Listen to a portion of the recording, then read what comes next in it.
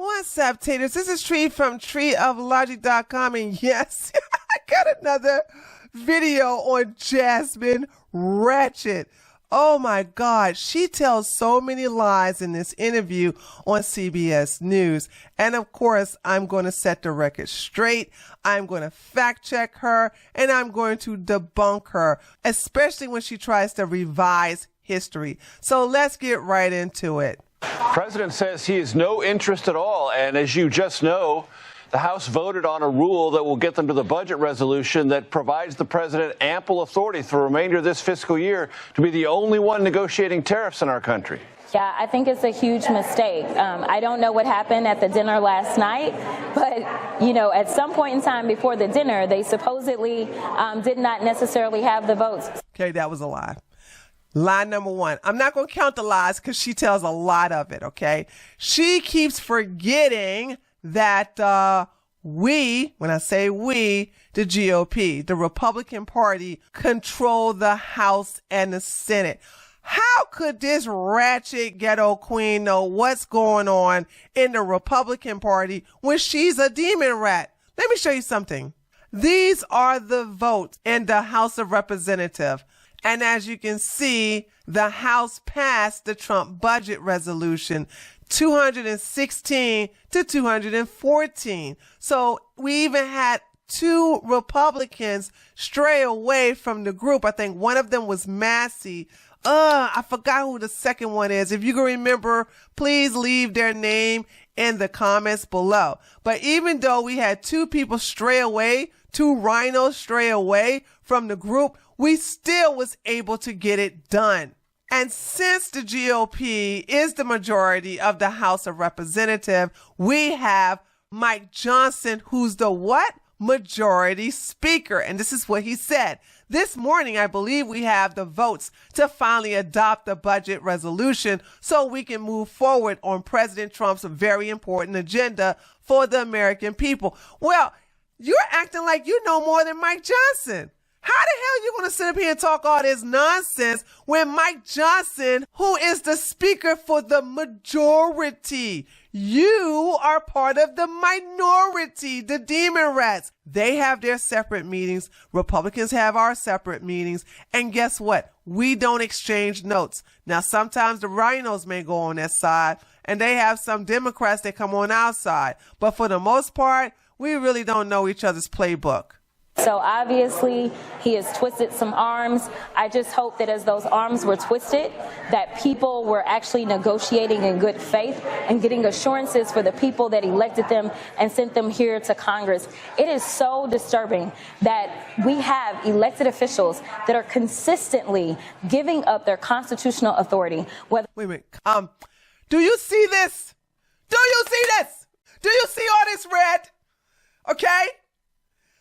These are the elected officials that are working on behalf of the people who elected them.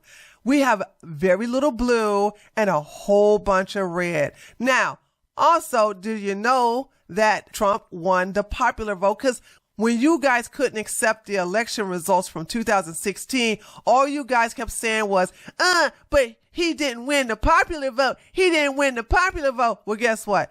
Not only did Trump win the electoral vote, he also won the popular vote. And you guys still can't accept you lost. So when Republicans are doing what's best for the Republican Party, you're not going to like it. So don't sit up here and say, well, I hope they vote and do the right thing for the American people. The American people are not all Democrats, dumbass. Whether we're talking about tariffs, whether we're talking about taxes, or whether we're even talking about our budget as a whole. It's time for the House to stand up and recognize we are a separate co-equal branch of government and do right by the people that sent us here instead of allowing somebody who literally sold so many people just a bag of goods. Like Poopa Pants Joe Biden? Like Kamala Harris, who didn't win, by the way. This is what I'm saying. They're just projectionists. I want you to understand that every time you hear these people talk, they are projecting themselves. Congresswoman, you've been very critical of the Trump administration's deportations and immigration policy writ large. Yet the polling data, which shows some wobbliness of favorability for the president on the economy, consistently shows a majority of Americans, it might be a slim majority, but still a majority of Americans back him up on immigration. Are you getting something wrong in interpreting where the public on that issue actually is? Yes. No, I'm not. One of the things that I hate about polling is that it is a very stagnant data point. And only when it doesn't fit you. The demon rats always like polls, except when they're not in their best interest. So let's say, for instance, if the polls were saying that Donald Trump approval numbers are at an all-time low, according to the polls, these people would be showing those polls every day, all day. They would even tattoo it on their bodies because it fits their narrative. It's against Trump, who they don't like. But when polls are in his favor, well, we don't like, I don't trust the polls anymore. Instead of doing something like having a focus group where you can have an actual conversation. Yeah. Focus group. So she doesn't want polls anymore. She wants a focus group. I don't know exactly how these questions are being asked, but one thing that I can tell you is that if you sit down and you say, are you okay with your grocery prices? Are you okay with the fact that housing prices are going up? Okay, now, let me show y'all something. Here's another lie. I want to take you back down memory lane. When Poopy Pants Joe Biden was in office, I asked Grok, list the top 10 things Biden did that hurt Americans. And of course, you got the number one was the border crisis, right? But look at number 2, inflation surge. So the inflation hit 9.1% in 2022, costing families $7,100 on average, driven by $1.9 trillion in American Rescue Plan spending. So I was like, wait a minute. She's talking about Trump. This happened underneath Biden's watch. But then again, I had to make sure. So I said, between 2016 and 2024, what year did the housing market go up? And then it gave me all these answers. But the last sentence, and you guys can look at the percentage as it was going up and down, and it went really, really up during 2020. Let's see, was it 2021? Where it says 18.8% in 2021. That's ridiculous.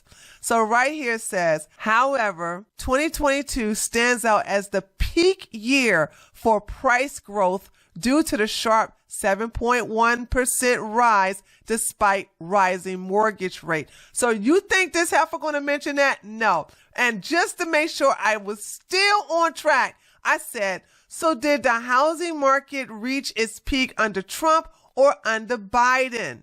Grok says the housing market reached its peak growth rate in 2021 under Biden, with an 18.8% increase compared to the highest under Trump in 2020 at 5.8. This information was given per Freddie Mac House Price Index data.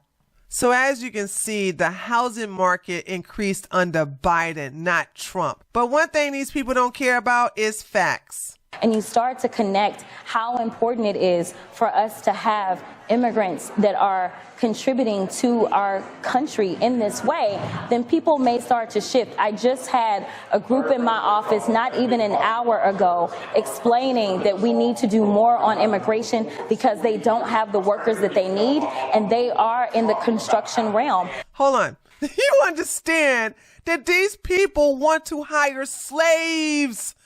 They want to hire people that they can pay way below the minimum wage. In other words, they want slave labor. But then again, that is within the historical context of the Democratic Party. The party that supports slaves are the Democrats. So, of course, since they can't enslave blacks no more, they want to start enslaving immigrants. But the Democrats have conditioned these people to accept illegal immigrants to pay them little to nothing per hour. So I am telling you that this is a failed thing, but we've got to do better to connect the dots and let people know the reason you can't afford a home is because of these failed immigration policies. The reason you're not going to be able to afford your food is because of these failed immigration policies. And the same can go for the hospitality industries, where we have so many of those in the hospitality industry that are saying they do not have the workers that they need right now. Okay, again, let me remind you guys, under Biden, look at everything he has done against Americans, okay? He opened the border.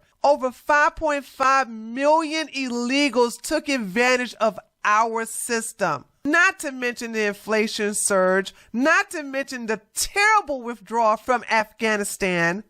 Biden canceled the Keystone XL pipeline the first day in office. And this caused gas prices to double. Not to mention the crime wave, most coming from the illegal immigrants that he allowed into this country. The stupid student loan forgiveness. I can go on and on, but the truth of the matter is, this is Biden's problem. And during this time, when Poopy Pants Joe Biden, who was suffering from Alzheimer's, was in the White House, none of these demon rats point the finger and called him out. It's always Trump's fault. Even when Trump wasn't the president, even when Poopy Pants Joe Biden was the president, it was Trump bad. It's Trump's fault. Trump's not in office, but it's still Trump's fault. Russia, January 6th. These people never held Biden accountable, but they always want to blame Trump for everything. Congresswoman, as you well know, the Trump administration has ordered throughout the federal government restrictions or a complete banning of anything dealing with diversity, equity, inclusion. It's also using the power of the federal government with major universities and funding on things related to diversity, equity, inclusion. I know you oppose that. Why, and what do you think the dangers therein are? Yeah, I mean, as far as I'm concerned, this is a workaround for getting around the Civil Rights Act. They are packaging it up in a very different way. But the goals of diversity, equity, and inclusion have always been to really more so elaborate on the Civil Rights Act. And I think that that is what is so scary for so many Black Americans that look at a colleague that I never got to serve at, but they look at the stories of the John Lewises and they know the struggles, they know the fights that so many that came before us engaged in, only to have people trample upon that progress and say, you know what, you are not enough. And just to prove it, we are going to defund you. That doesn't make sense. And honestly, it is not what's best for America. What I always tell people is that as someone who had a business major with an emphasis in finance. DEI, by the way, okay? She didn't earn no degree. This woman is dumb as hell. You always wanted a diverse portfolio. You always want diversity when it comes to our energy, as someone who had to deal with the winter storm in Texas. So why is it that diversity somehow is now the boogeyman and is bad when it comes to our workforce? Hold on. This woman, she's stacked so much. Okay, there's a lot I got to unpack here. First of all, let's look at the definition of diversity, okay? Because when we're talking about diversity, we're talking about diverse. So, diverse, differing from one another, composed of distinct or unlike elements or qualities, okay? So, when she's talking about diversity, I want you to understand that she thinks that diversity under DEI or affirmative action only deals with Black people, or as they say on the left, people of color. But do you know who benefit the most from DEI? White women. Yeah, I asked Google, who benefit the most from DEI, white women or Blacks? And not to my surprise, as you can see, white women. While all women, including white women, are still underrepresented in the workforce, white women are often the first to benefit from DEI and affirmative action programs. For example, white women hold 19% of all C-suite positions, whereas women of color only hold 4%. Before you is a diverse group of black women. They're all black, but they are diverse. And if you was to show this picture of these women and say, is this a diverse group of women? Everybody would tell you yes. They'll say, yeah. So you have the black woman from the left who's from Jamaica. So the black woman in the middle, she's from the UK. And the black woman to the right is from Massachusetts. They are all different blacks, but they're all diverse. However, that doesn't apply to white men. When you hear about DEI, it means everybody but white men. Now, what you see before you is a diverse group of white men. But if you put them all in one room, then you'll have the left or the demon rats say, we need some diversity. What's with all these white men here? Because they don't consider white men to be diverse. This is diverse, but this is not diverse. But when it comes to DEI, it includes everyone, including white women. However, it must exclude white men. Everybody is part of diversity except for white men. Never forget that. Somehow is now the boogeyman and is bad when it comes to our workforce. When you are trying to market and make sure that you can make money from all Americans, you may want to engage in the perspective of all Americans to make sure that your product can get there. And I'll give you this final example. We saw that Target decided that they were going to get rid of diversity, equity, and inclusion. So guess what? We took our diverse dollars elsewhere. In fact, it was Costco that said that they were going to embrace diversity, equity, and inclusion. And what have you seen? You have seen record growth from Costco. That's a lie. I listened to this and I said, I guess Costco did do well. And then something said, wait a minute, Tree, this is a demon rat. Everything that comes out their mouths is nothing but a bunch of lies. So guess what? I decided to look up Costco and look at what I found. Costco ain't doing well. Costco is losing money. Mind you, they accepted DEI, I think it was back in February, and they have been going down ever since. Listen, let me go to their own website to show you what I'm talking about. This is Costco's official website right here with the stock quote. Look at this. Dude, she just lied her ass off. Costco was doing a little bit better. Maybe sort of, they was doing okay around about in March, but now, they're doing terrible. And she's talking about some, look at Costco. Yeah, look at Costco. It looks like those gift cards that Al Sharpton gave those black folks didn't do any good. So that was the biggest shock to me, was her boasting and bragging about Costco's and saying that they were doing good. And Costco is doing poorly. They are doing bad. At a time in which Donald Trump is killing our economy. So if you want to survive, if you actually want to do better and thrive, then my guess is that you should embrace diversity, equity, and inclusion, because that's who we are in this country. It is the American thing. Yeah. Nah. That doesn't seem to be working. Yeah, you just lied there, okay? You just told a big fat lie. This chick tired me out, so I'm going to go ahead and end the video. Let me know what you think by leaving a comment below this video. Don't forget to give me a like. And if you're new to my channel, feel free to subscribe. And I'll see you guys on the next one. Later, taters.